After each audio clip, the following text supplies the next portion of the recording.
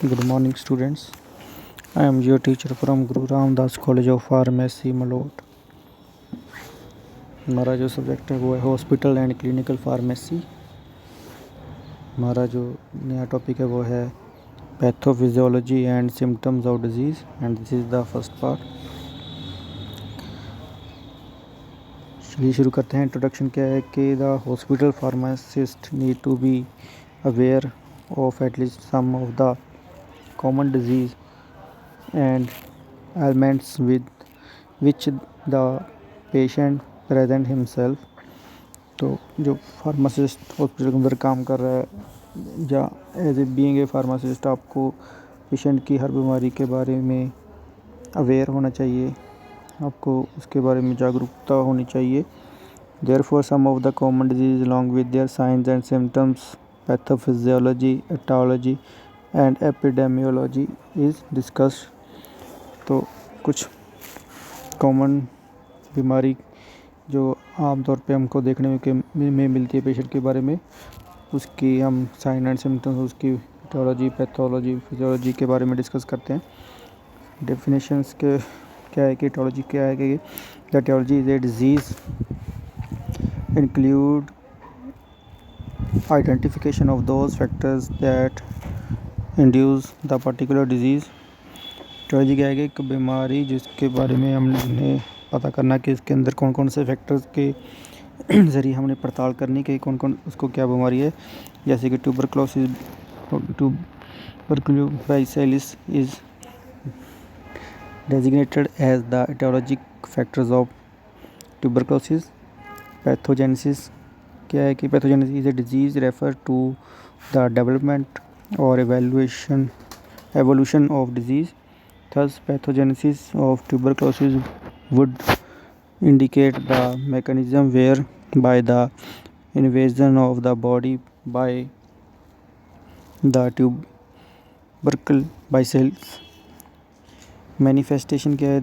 These are the changes observed during disease process. They are expressed by following terms। सबसे पहला है sign and symptoms कि उसके अंदर कौन कौन से साइन आ रहे हैं, सिम्टम्स आ रहे हैं। इसकी जैसे symptoms are the subjective feeling which can only be reported by the patient to an observe which है sign as the objective indication changes in the disease. Sign and symptoms पहले patient अपने अंदर observe कर गया कि उसके body के अंदर क्या क्या चेंजेस हो रही हैं, जैसे कि नाउजिया हो गया, malaise and pain are symptoms आ गए, while fever, reddening of the skin are signs of the disease. कि पहले पेशेंट को नाउजिया हो रहा है, उसको पेन हो रहा है, फिर उसकी जो साइंस है जैसे कि स्किन के ऊपर रेडनेस होनी, तो ये किसी बीमारी का साइंस बता देती हैं। Lesions the demonstrable structural changes produced in the course of a disease is referred as a lesions. Sequels, the outcome of the disease is referred as sequel. For example, sequel to an inflammatory process in a given tissue may be a scar in that tissue. Complication of disease क्या है? It is a new process that may arise secondarily because of some changes produced by original entity. For example, bacterial phenomena may be a complication of viral infection of respiratory tract। Next आ जाता है tuberculosis. Tuberculosis जो TB की बीमारी आती है। Tuberculosis bacterial infection जो कि एक बैक्टीरिया के द्वारा कॉज की जाती है by a rod shaped organism called myobacterium shaped organism called myobacterium tuberculosis. तो ये एक बैक्टीरिया है जो रॉड शेप का रहता है, जो टीबी जो डिजीज़ है उसके पीछे मेन रीज़न इसी का होता है। There are 3 types. Number 1 bovine, human और avian. Mode of transmission among individual is by coughing and sneezing, squeezing.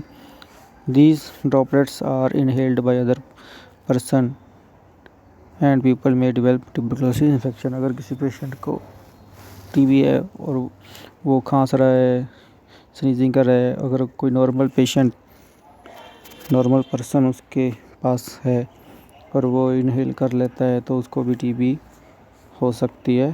Pathophysiology क्या है? Tuberculosis is a rod-shaped organism that require high oxygen tension for optimum growth. Since the bacillus is an aerobe, the high oxygen tension applies of lungs offer an ideal environment of their growth. तो जैसे कि आपको पता है कि inhale से ये transmit हो जाता है, तो उसको हाई ऑक्सीजन की रिक्वायर रहती है, तो ये लंग्स के ज़रिए आपकी बॉडी के अंदर चला जाता है। The infecting organism into the body via lungs.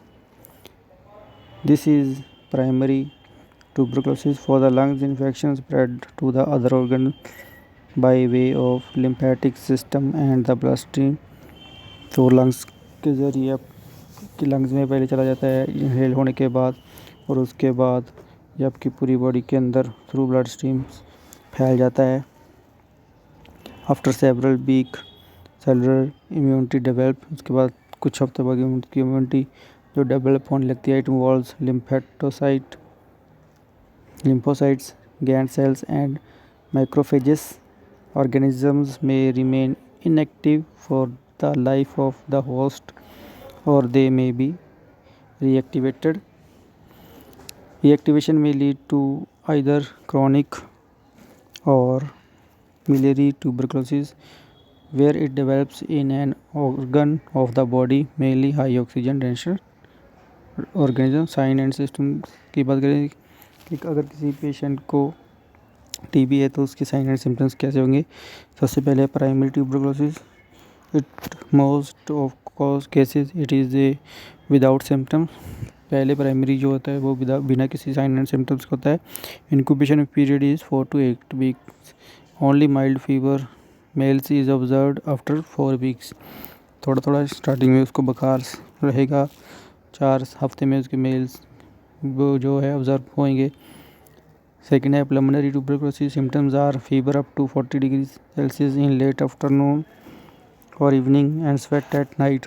तो दोपहर में, इवनिंग में थोड़ा सा हल्का बुखार रहना और रात को पसीना आना, फैटीगनेस, थकावट महसूस करना, मेल्स, इरिटेबिलिटी, चिड़चिड़ापन आना, वेट लॉस होना, cough early in the morning, सुबह उसको कफ खांसी आनी, ग्रीन और yellow sputum with the blood spots are common symptoms. तो ये इसके कॉमन सिम्टम्स हैं। थर्ड है miliary tuberculosis, lesions are found at the lymph nodes. Lymph nodes में लेजन्स का मौजूद होना, kidney and spleen, bone marrow and other organism which do not have high oxygen tension. In this stage dyspnea, weight loss, fatigue, weakness, GIT disturbance are common. तो ये इसके common symptoms हैं। Next आ जाता है कब hepatitis. Hepatitis is an inflammation of liver की inflammation को हेपेटाइटिस बोलते हैं। Cause of hepatitis include viral and bacterial infection, autoimmune disorder and exposure to chemical. There are 4 types of viruses causing different types of hepatitis.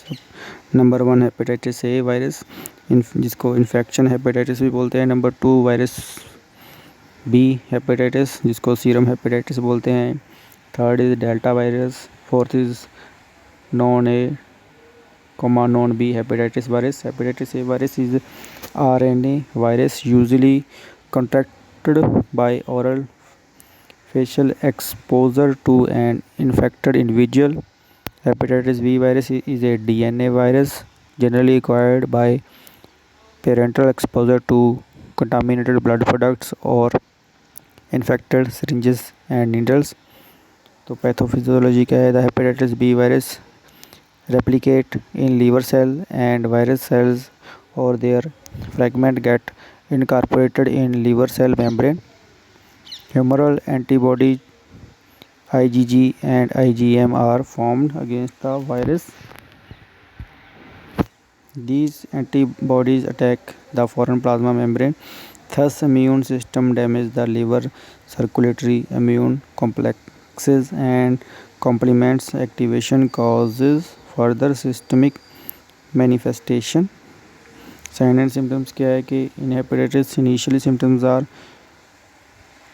anorexia, fatigue, nausea, vomiting, malaise, headache, photophobia, changes in smell and taste, chills, fever, pharyngitis and cough. The symptoms appear 2 to 4 days before jaundice. तो jaundice के होने के 2 या 14 दिन के अंदर ये जो सिम्टम्स है वो देखने को मिल जाते हैं। पहले 1 से 4 दिन के अंदर में 1 और 4 days before jaundice, urine darkness because of bilirubinemia and the stool colour lightens. आपका जो यूरिन है वो डार्क हो जाता है, स्टूल कलर लाइटर हो जाता है। रेमेटेड आर्थराइटिस क्या है? Rheumatoid arthritis is chronic symptom disease manifested primarily by inflammation of peripheral joints. Pathophysiology क्या है इसकी? It is an autoimmune disease. In this disease, body immune system no longer accepts certain body proteins and react if they were foreign, मतलब antigen, and produce antibodies. It is observed that patient's body considers human gamma globulin IgE as the antigen and produces antibodies for that known as rheumatoid factors. Sign and symptoms क्या है कि fatigue आती है, थकावट feel होती है, अनोरेक्सिया हो जाता है जैसे जिसको लॉस ऑफ एपेटाइट मतलब भूख नहीं लगती, वेट कम हो जाता है, फीवर आने लगता है, इन्फ्लेमेशन ऑफ पेरिफेरल जॉइंट्स हो जाती है, morning stiffness is a common symptom, chronic inflammation of joints results in erosions at the margins of the body, deformities आ जाती है। रेमेटेड नोडल्स में occurs commonly in the elbow और along the extensor surface of the forearm. Inflammation of organs other than joints like heart, lungs, eyes may also occur. Thank you.